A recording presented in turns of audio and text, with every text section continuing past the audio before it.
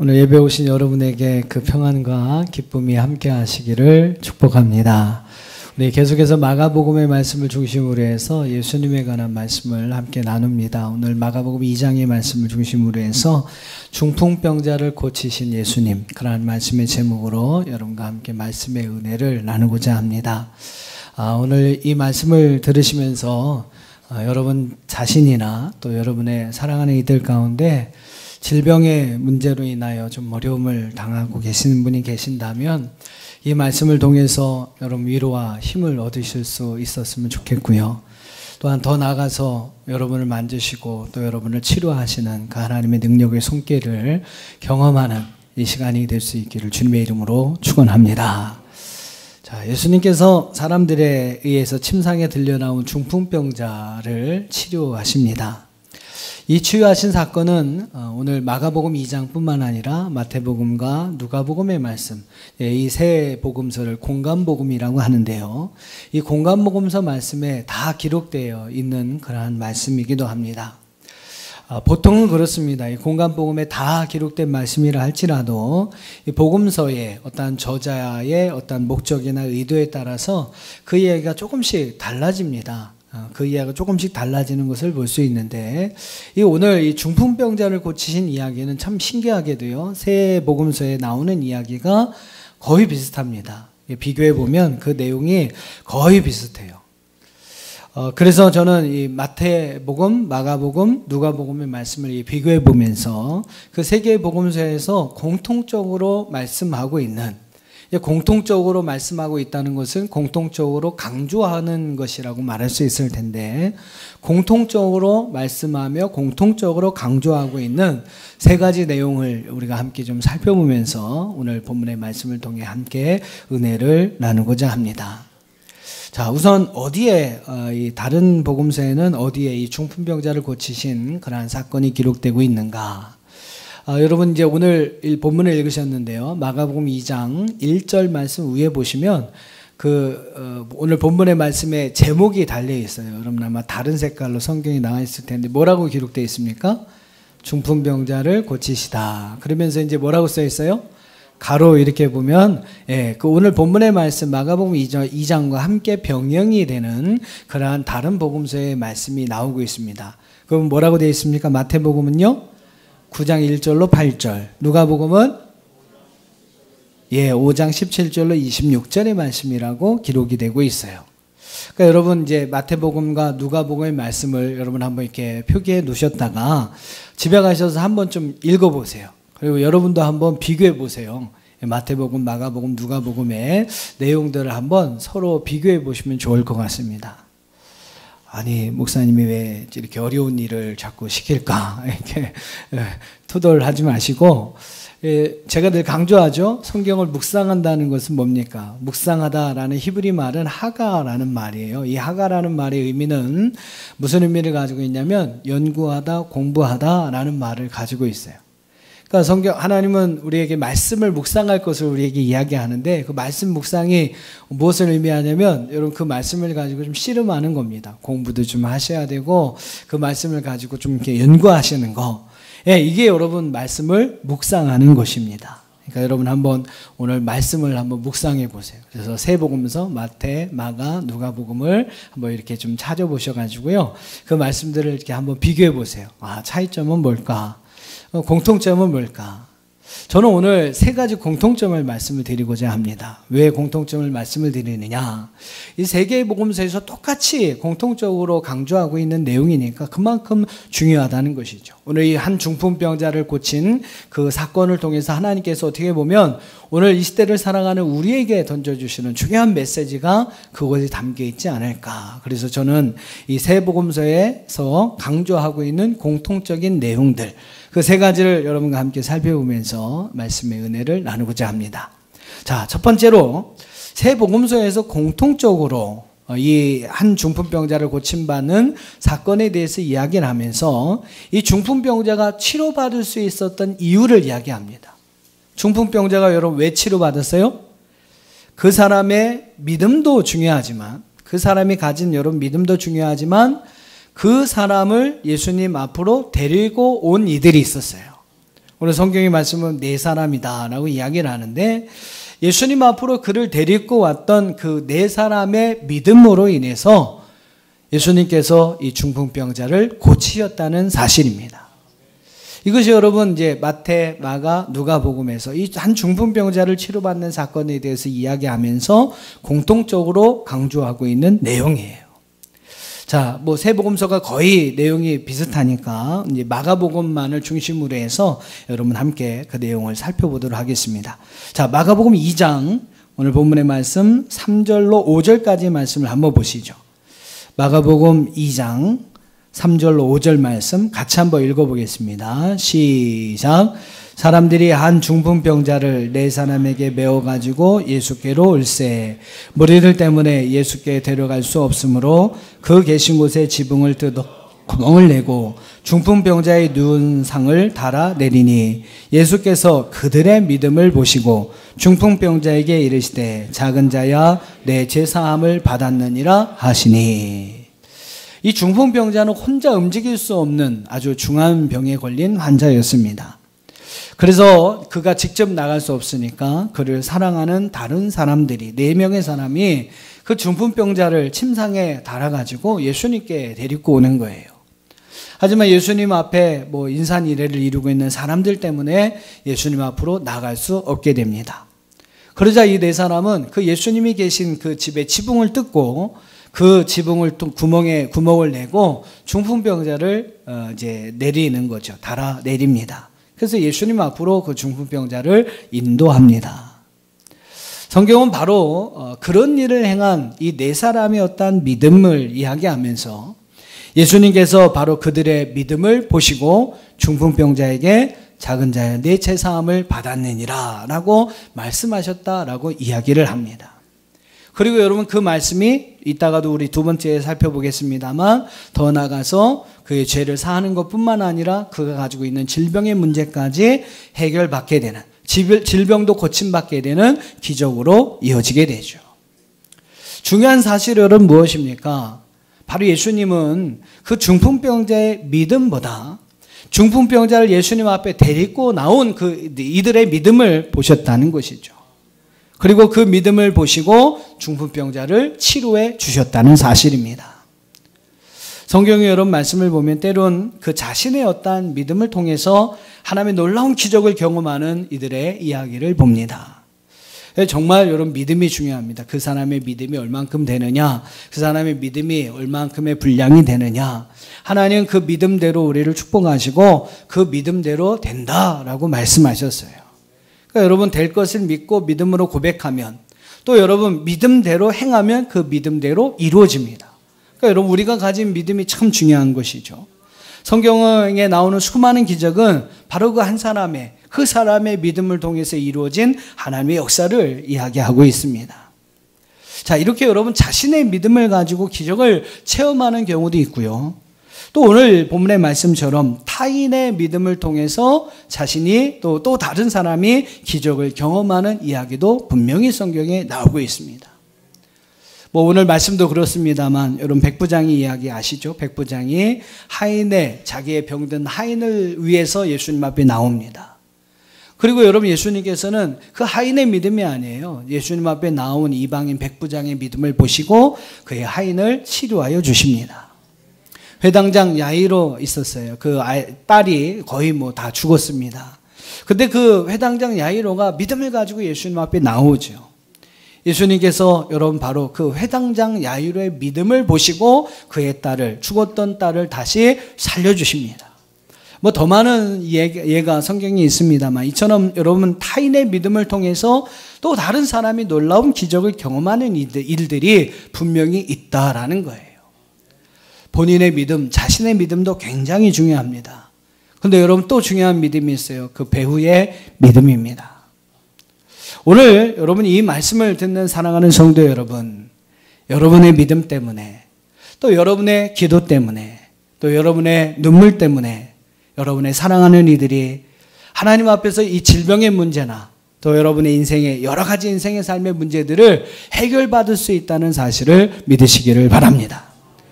여러분 믿음 때문에 여러분의 사랑하는 이들이 하나님의 놀라운 은혜를, 놀라운 귀한 축복을 경험할 수 있다는 사실을 믿으시기를 주님의 이름으로 축원합니다. 자신의 믿음으로 치료의 은혜를 경험할 수도 있지만 그 배후의 사랑하는 이들의 간절한 기도와 믿음을 통해서 또한 그것이, 그 믿음이 하나님 앞에 상달이 되어서 그들에게 하나님의 놀라운 은혜가 임하는 경우가 분명히 있다라는 거예요. 여러분 꼭 기억하세요. 여러분의 눈물의 기도가 한 영혼, 한 사람을 구원할 수 있습니다. 여러분의 간절한 기도가 또 여러분의 믿음이 사랑하는 이들로 하여금 하나님을 만나는 경험을 하게 되고 오늘 질병의 문제뿐만 아니라 인생의 삶의 여러 가지 문제들을 해결받는 하나님의 능력이 될 수 있다는 사실을 믿으시기를 바랍니다. 우리는 이 사실을 기억하면서 아직까지 구원의 반열에 서지 못한 사랑하는 이들을 위해서 눈물로 기도해야 합니다. 혹시라도 여러분 주변에 질병의 문제로 인하여 고통당하는 일이 있다면 여러분 그들을 위해서 먼저 여러분이 주님 앞에 나와 그들을 위해서 믿음으로 하나님 앞에 기도해야 합니다. 그럼 하나님은 바로 여러분의 그 믿음을 보시고 여러분의 사랑하는 이들에게 하나님의 아름다운 은혜를 부어주실 줄 믿습니다. 두 번째로 오늘 이 세복음서에서 발견되는 또 하나의 강조점이 있어요. 그것은 두 번째로 뭐냐면 예수님께서는 먼저 중풍병자의 죄를 사하여 주시고, 여러분 그 순서가, 치료하시는 순서가 참 중요한데 먼저 중풍병자의 죄를 사하여 주시고 그 다음에 그의 병을 고쳐 주셨다는 것입니다. 마가복음 2장 5절에 보시죠. 마가복음 2장 5절을 한번 보시죠. 있습니다. 시작. 예수께서 그들의 믿음을 보시고 중풍병자에게 이르시되 작은 자야 내 죄사함을 받았느니라 하시니. 자, 여러분 중풍병자를 치료하는 과정에서 예수님은 먼저 이제 2장 5절에서 이야기하는 것처럼 그의 죄를 사하여 주십니다. 자, 이것으로 인해서 이어지는 말씀에 보면 이것으로 인해서 예수님은요 서기관들에게, 이제 다른 말씀에 보면 마태복음 말씀 바리새인들도 나오는데 아무튼 서기관이나 바리새인들, 즉 예수님의 적대자들이죠. 그들에게 신성모독이라는 그러한 비난을 받습니다. 예수님은요 그들의 마음 다 아셨어요. 그들이 그렇게 할 것을 다 아셨습니다. 그럴 것을 아셨음에도 불구하고 중풍병자에게 먼저 뭐라고 말씀하세요? 내 죄사함을 받았다라고 죄사함에 대한 선언을 하십니다. 상당히 여러분 중요한 의미를 가지고 있는데요. 9절 말씀을 한번 보세요. 본문의 9절 말씀을 보시면 뭐라고 나오냐면 이 중풍병자에게 내 죄사함을 받았느니라 하는 말과 일어나 내 상을 가지고 걸어가라 하는 말 중에 어느 것이 쉽겠느냐. 자, 여러분 예수님도 내 죄사함을 받았느니라 라고 죄사함을 선포하는 것보다 일어나 내 상을 가지고 걸어가라 라고, 즉 치유를 선포하는 것이 훨씬 더 쉬운 일이라는 것을 아셨다는 거예요. 그러니까 이 말은 뭐냐면 훨씬 적대자들로부터 비난을 덜 받는 일은 죄사함을 선포하는 것보다 치유를 선포하는 것임을 예수님도 분명히 아셨다는 거죠. 근데 여러분 그럼에도 불구하고 예수님께서는 왜 중풍병자를 향해 먼저 죄사함을 선포하신가? 왜 적대자들의 비난을 받을 것을 알면서도 죄사함을 선포하신 것일까? 분명한 이유가 있습니다. 그것은요 죄에 대한 사함이 있을 때 질병에 대한 치유도 따라올 수 있다는 것이죠. 여러분 우리에게 이제 보통 주어진 소위 나쁜 것들이, 여러분이 생각하시는 나쁜 것들이 있지 않습니까? 그 나쁜 것들의 많은 것은 죄에 대한 결과로서 우리에게 주어지는 것이 상당히 많이 있습니다. 왜 여러분 생육 번성 충만을 가능하게 하는 하나님의 축복이 되는 이 출산의 문제가 인간에게 고통의 문제가 되었습니까? 여러분 다 아시잖아요, 그죠? 아담과 하와의 하나님 말씀에 대한 불순종, 그 죄로 인해서 바로 여러분 출산이 행복이 아니고 기쁨이 아니라 고통이 된 거예요. 또 인간이 여러분 굳이 노동을 하지 않아도 자연을 정복하며 다스리며 통치권을 가지고 그 속에 있는 것을, 많은 것을 누리며 살아갈 수 있는 존재들이었습니다. 그런데 여러분 결국 죄로 인해서 인간에게 노동의 대가가 주어지지 않습니까? 왜 우리 인간이 죽도록 일해야만 먹고 살 수 있는 존재로 전락되었습니까? 그것은 다른 이유가 아니에요. 바로 죄악 때문이라는 것입니다. 아담과 하와가 지은 죄에 대한 대가로서 출산의 고통이 왔고요, 노동의 고통이 왔습니다. 결국 또 그 죄로 인하여 관계의 고통이 오죠. 그래서 가인이 아벨을 살해하는 일까지 옵니다. 살인의 고통이 옵니다. 질병의 고통도 마찬가지죠. 더 나아가서 영원히 죽게 되는 사망의 고통까지 인간에게 이어지게 됩니다. 이것이 여러분 다 죄에 대한 결과로서 따라온 고통이었다는 거죠. 소위 우리가 여러분 생각하는 나쁜 것들이 우리에게 온 이유를 성경은 바로 죄로 인한 결과라는 것을 분명히 이야기합니다. 자, 여러분 이것을 역으로 바꿔 말하면 무엇입니까? 죄의 문제들을 우리가 해결받을 수 있다면 그 결과로서 온 고통의 문제들도 해결받을 수 있다는 거예요. 왜 여러분 예수님께서 십자가에서 죽으셔야만 했습니까? 인간이 죄의 문제를 해결받지 못하면 영원히 죽을 수밖에 없는 거죠. 왜요? 하나님은 그 죄에 대해 분명히 심판하시는 하나님이시니까. 그 인간의 여러분 죄의 문제를 해결받을 수 있는 한 가지 방법이 있어요. 그것은 바로 피 흘림입니다. 히브리서 9장 22절의 말씀 보면 율법을 따라 거의 모든 물건이 피로써 정결하게 되나니 피 흘림이 없은즉 사함이 없느니라 라고 말씀하고 있습니다. 피로써 정결하게 되고 피 흘림이 없으면 사함도 없다라고 말씀해요. 그래서 여러분 예수님은 바로 우리의 죄의 문제를 해결하시기 위하여 우리 대신 십자가에서 죽으신 것입니다. 그리고 그분의 죽으심으로 그분의 피 흘림으로 우리의 모든 죄가 해결받게 되고 영원한 사망, 영원한 형벌이 아니라 영원한 생명으로 나아갈 수 있는 길이 열리게 된 것입니다. 여러분 질병의 문제도 이렇게 이해할 수 있는 거예요. 모든 병의 원인은 죄다 이렇게 이야기하는 것은 여러분 무리가 있습니다만 성경을 보면 죄와 질병의 관계를 분명하게 이렇게 강조하면서 이야기하는 구절들이 나옵니다. 요한복음 5장에도 보면요, 예수님께서 베데스다 연못가에 38년 된 병자를 치료해 주십니다. 38년 동안 그 병으로 인해 고통당하는 자를 치료해 주세요. 그러면서 여러분 예수님께서 그에게 하신 말씀 뭔지 아세요? 그에게 더 심한 것이 생겨나지 않도록 다시는 죄를 범하지 말라라고 말씀하십니다. 여러분 38년 된 병자를 고쳐주시면서 예수님께서 그에게 하신 말씀 뭐냐면 더 심한 질병에 걸리지 않기 위해서 죄를 범하지 말아야 한다라고 그에게 가르쳐 주시는 거예요. 또 여러분 야고보서 5장 16절 한번 중요한 말씀인데 같이 화면을 보시고 한번 읽어보겠습니다. 야고보서 5장 16절입니다. 시작. 그러므로 너희 죄를 서로 고백하며 병 낫기를 위하여 서로 기도하라. 의인의 간구는 역사하는 힘이 큼이니라. 할렐루야. 자, 야고보서 5장 16절에서 뭐라고 이야기합니까? 병 낫기를 기도하라 라고 말씀하시기 전에 성경은 먼저 너희의 죄를 고백하라 라고 말씀하고 있어요. 여러분 이것은 병 낫는 것이 죄의 문제와 연관되어 있다는 것을 우리에게 이야기하는 겁니다. 그래서 여러분 죄를 고백해서 죄의 문제를 해결받아야 그 다음에 병 낫기를 위하여 서로 기도할 때 그 질병의 문제가 해결받을 수 있음을 이야기하는 거예요. 오늘 이런 말씀에서도 예수님은 그의 질병을 치료하시기 전에 먼저 그의 죄의 문제에 대한 해결을 해주시는 것을 볼 수 있습니다. 그래서 여러분 내 침상을 가지고 집으로 가라 라고 말씀하시기 전에 뭐라고 말씀하신 거예요? 내 죄사함을 받았느니라 라고 말씀을 하시는 거죠. 죄사함을 선언하시고 그 후에 질병에 치유하시는 그의 질병을 치유하시는 예수님의 모습이 참 중요한 의미를 가지고 있습니다.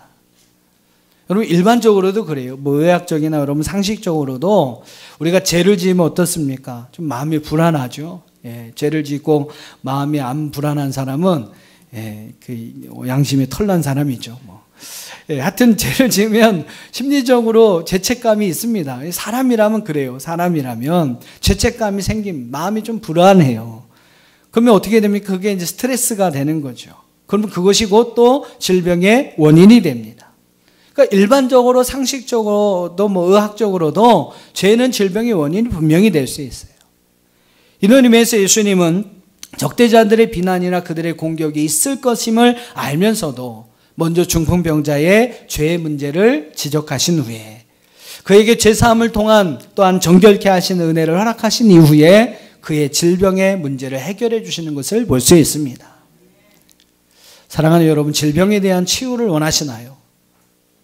먼저 우리는 우리의 죄를 하나님 앞에 고백할 필요가 있습니다. 죄의 문제를 해결받으면 치료받을 수 있는 질병의 문제들이 분명히 있어요.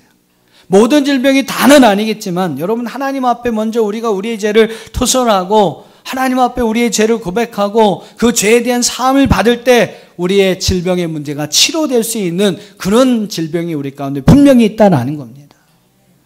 또한 여러분, 사랑하는 이들에게 먼저 죄의 문제를 해결받을 수 있도록 여러분은 권면하셔야 됩니다. 여러분의 사랑하는 이들이 여러분 질병의 문제로 인하여 고통받고 그 질병의 문제에서 여러분 그들이 그 문제를 해결받기를 원하신다면 여러분이 가서 말씀을 해 주셔야 돼요. 먼저 우리가 하나님 앞에 우리의 죄를 고백할 필요가 있다. 하나님을 떠났던 이들에게는요, 회개하고 하나님께로 다시 돌아올 것을 권면해야 합니다. 하나님을 부정했던 이들이라면 회개하고 하나님의 살아계심을 인정하는 자가 될 수 있도록 권면해야 합니다. 자기의 힘으로 얼마든지 살 수 있다고 교만했던 그 사람에게 여러분, 회개하고 우리 인생은 절대 하나님 없이 살아갈 수 없는 존재라는 사실을 깨닫게 할 수 있을 때 여러분, 그에게 그 질병의 문제가 해결받는 기적이 일어날 줄 믿습니다. 여러분, 전하세요. 가서 오늘 들은 이 말씀을, 내가 오늘 가서 목사님한테 얘기 들었는데 많은 질병의 문제가 죄랑 연결이 되어 있다더라. 죄의 문제를 해결받고 우리가 하나님 앞에 더 믿음으로 가까이 설 때 하나님이 치료하시는 질병이 있다더라. 여러분, 전하세요. 구걸하지 마십시오. 하나님의 말씀은 하나님의 말씀입니다. 이건 제 말도 아니고 하나님의 말씀이에요. 우리는 이 말씀을 담대하게 선포해야 합니다. 하나님 앞에 회개하지 않는다면 절대 치료받을 수 없으니까 먼저 하나님 앞에 진심으로 회개하고 나와라. 여러분, 선언하셔야 합니다. 선포하셔야 합니다. 듣든지 안 듣든지 뭐 무시하든 핍박하든지 우리가 하는 것은 전하는 거죠. 역사하시는 것은 하나님이신 줄 믿습니다. 주님의 이름으로 여러분 담대하게 선포하시면 주님이 책임져 주십니다. 그분의 이름에 손해가 되지 않도록 이후의 모든 역사를 하나님이 주관해 주시는 줄 믿습니다. 자, 세 번째로 오늘 세 복음서에서 발견된 또 하나의 공통점, 강조점이 있어요. 그는 중풍병자 치유 이후에 나타난 결과들입니다. 중풍병자가 치유받은 이후에 공통적으로 나타나는 반응이 있었습니다. 자, 어떤 반응이 있는가? 마가복음 2장 12절, 오늘 보면 12절 같이 읽어봅니다. 시작.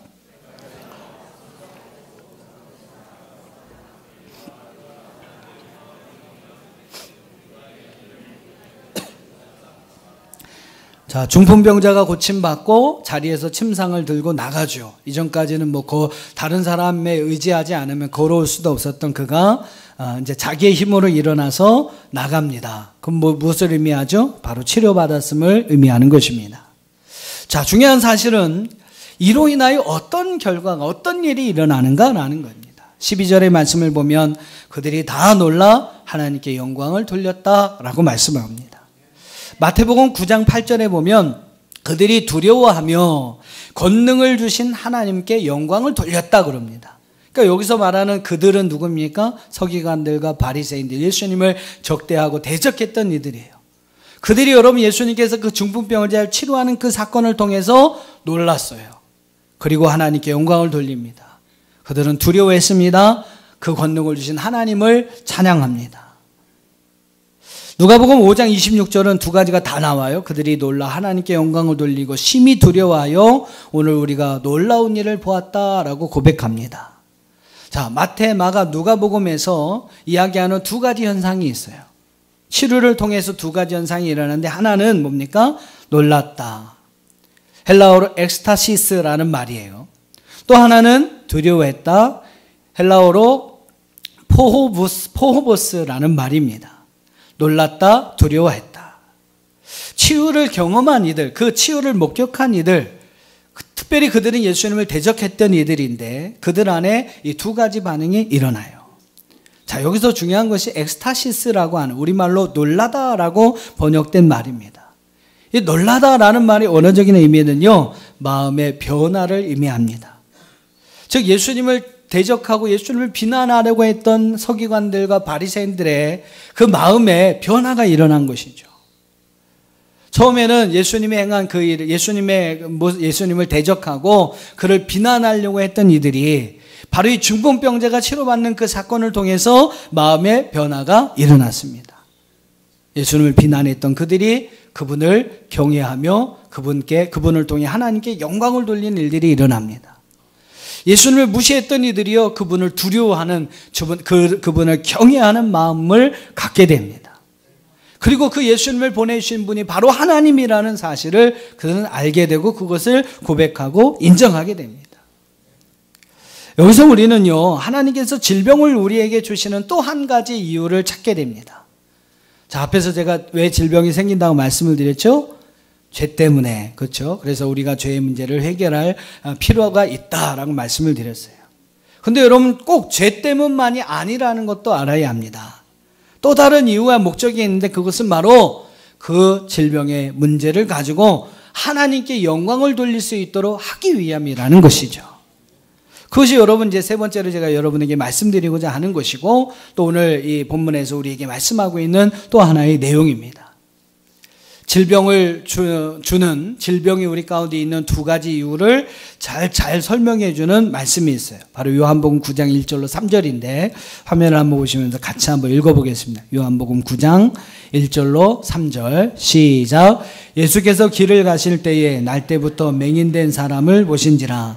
제자들이 물어 이르되 납비여 맹인으로 난 것이 누구의 죄로 인함이니이까? 자기니이까 그의 부모니이까? 예수께서 대답하시되 이 사람이나 부모의 죄로 인한 것이 아니라 그에게서 하나님이 하시는 일을 나타내고자 하심이라. 할렐루야. 자, 사람들은 태어날 때부터 맹인된 사람이 맹인이 된 이유를 어디서 찾으려고 합니까? 죄의 문제에서 찾아요. 누구의 죄 때문입니까? 그 사람 죄 때문입니까? 아니면 그의 부모의 죄 때문입니까? 근데 여러분, 예수님은 거기서 죄에서 찾지 않습니다. 뭐라고 말씀하시죠? 이 사람이나 그 부모의 죄로 인한 것이 아니라 그에게서 하나님이 하시는 일을 나타내고자 합니다. 그를 통해서 하나님이 하시는 일들을 나타내기 위함이다 라고 말씀하십니다. 질병의 원인은 꼭 죄뿐만은 아니라는 거예요. 또 다른 질병을 주신 이유가 있는데 그 질병을 통해서 오히려 하나님께 영광을 돌리고 하나님이 하시는 일들을 나타나게 하기 위함이라는 것입니다. 하나님은 질병의 문제를 통해서 때로는요, 마음이 강팍한 자를 낮추시고 겸손하게 만드십니다. 하나님은 질병의 문제를 통해서 예수님을 비난하던 자들을 변화시켜 예수님을 인정하는 자로 바꾸시는 거죠. 질병의 문제를 통해서 하나님은요, 하나님을 깔보는 자들을 하나님은 경외하는 자로 바꿔주시는 것입니다. 바로 이 질병의 문제를 통해서 하나님은 마음의 변화를, 때로는 행동의 변화를, 삶의 변화를 허락해 주신다는 거죠. 그리고 그것을 통해서 하나님께 영광을 돌리게 하기 위함이다. 그것이 여러분 하나님께서 질병을 주신 또 하나의 이유라는 것입니다. 사랑하는 성도 여러분, 질병의 문제가 있으십니까? 그 질병의 문제만 보지 마세요. 그 질병을 통해 역사하실 하나님을 볼 수 있기를 바랍니다. 하나님은 그 질병의 문제를 치료하시고 만지시고 고치심을 통해서 우리에게 하나님의 살아계심을 경험하게 하시는 거죠. 그분이 오늘도 살아서 역사하시는 하나님이라는 사실을 우리에게 가르쳐주기 위해서 여러분, 하나님은 우리에게 이 질병의 문제를 허락해 주시는 줄 믿습니다. 바울에게 있었던 가시, 많은 학자들이 이 바울이 가지고 있었던 그 가시는 그가 가지고 있는 질병의 문제라고 이야기를 합니다. 바울은요, 그가 가지고 있었던 이 가시로 인해서 스스로 자신을 높이지 않을 수 있었다라고 고백합니다. 그리고 다른 것을 의지 않고 자기를 의지하지 않고 오직 하나님만을 의지할 수 있었다라고 고백해요. 바울은 그의 약함이, 그의 연약함이 오히려 자신의 능력의 근원이 되었다라고 고백하고 있습니다. 그 고백이 여러분 바로 고린도후서 12장 9절과 10절의 말씀이에요. 한번 같이 읽어보실까요? 고린도후서 12장 9절과 10절 같이 읽습니다. 시작. 나에게 이르시기를 내 은혜가 내게 족하도다. 이는 내 능력이 약한 데서 온전하여짐이라 하신지라.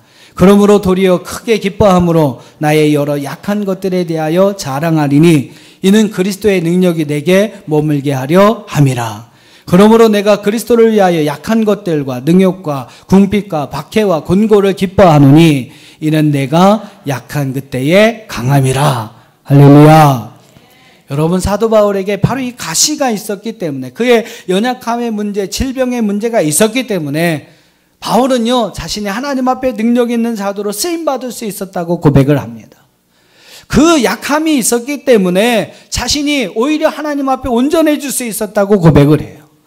그 약한 것이 오히려 자신에게 기쁨이 되었다고, 그 약한 것들을 자기는 오히려 자랑한다고 이야기를 합니다.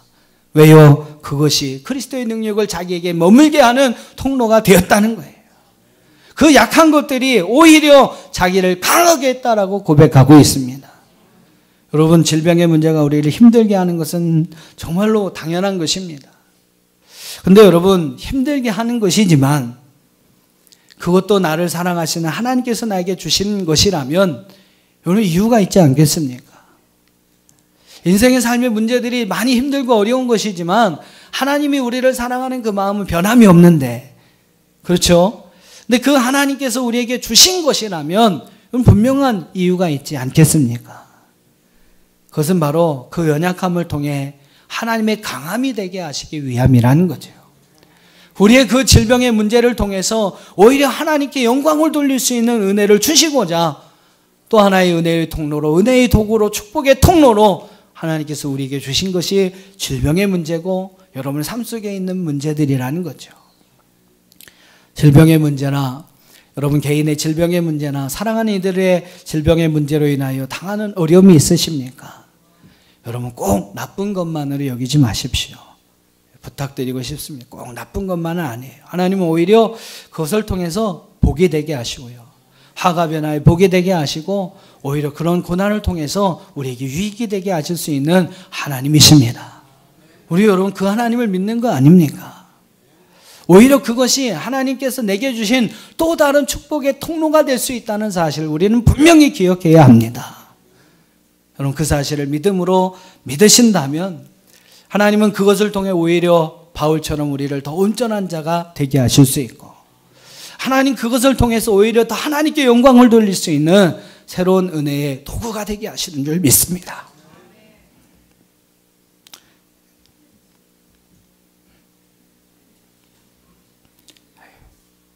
제 얘기라서 제가 요즘 눈 때문에 고생이 많습니다. 제가 눈 때문에 참 고민이 많은데, 저도 여러분에게 드린 말씀처럼 이걸 제가 받아들여야 되는데 별로 잘 안 받아들여져요. 제 말은 이렇게 하는데 저도 벌써 제 나이에 백내장이 와가지고 눈을 수술했고요.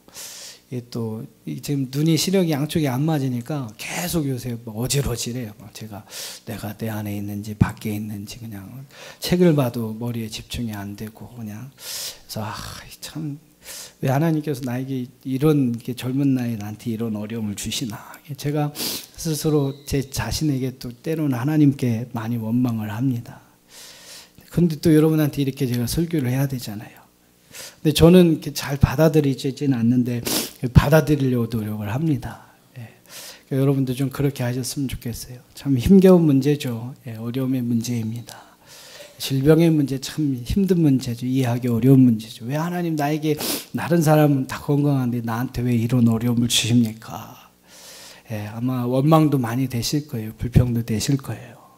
근데 여러분, 그런 믿음을 꼭 가지셨으면 좋겠습니다. 그것이 때로는 하나님께 영광을 돌릴 수 있는 은혜의 도구가 될 수 있다는 거죠. 저도 그 믿음을 갖겠습니다. 여러분도 그 믿음을 가지시기를 축복합니다. 그 문제는 나쁜 것만은 아니에요. 하나님께서 우리에게 또 다른 축복의 통로로, 은혜의 도구로 우리를 사용하시는 또 하나의 축복이 될 줄 믿습니다. 오히려 여러분 한번 감사해 보세요. 오히려 그것에 대해 감사해 보세요. 바울처럼 그렇게 한번 여러분 고백해 보세요.